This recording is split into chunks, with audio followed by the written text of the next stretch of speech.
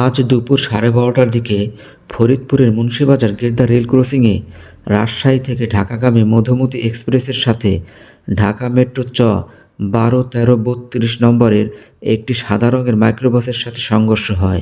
ঘটনাস্থল থেকে বিস্তারিত জানানোর চেষ্টা করব। মাইক্রোবাসটি সংঘর্ষস্থল থেকে ঠিক 100 গজেরও বেশি দূরে একটি খাদে এসে আছড়ে পড়ে। এ সময় স্থানীয়দের তৎপরতায় উদ্ধার অভিযান চলে। খবর পেয়ে জেলা পুলিশ ও ফায়ার সার্ভিসের তৎপরতায় উদ্ধার অভিযান জোরদার করা হয়। স্থানীয়দের ভাষ্যমতে এই মাইক্রোবাস থেকে মোট 7 জনকে উদ্ধার করা হয়েছে।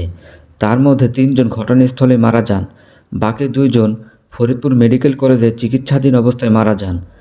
আর 2 জনের অবস্থা খুবই আশঙ্কাজনক। এ সময় স্থানীয় একজন মাইক্রোবাসের ধাক্কায় আহত হয়েছে বলে জানা যায়। তিনি পাশের দোকানে বসে চা খেতেছিলেন।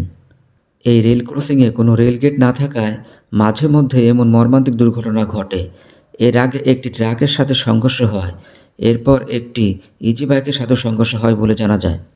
স্থানীয় জনসাধারণের দাবি, অতি দ্রুত যেন এখানে একটি রেলগেটের ব্যবস্থা করা হয়।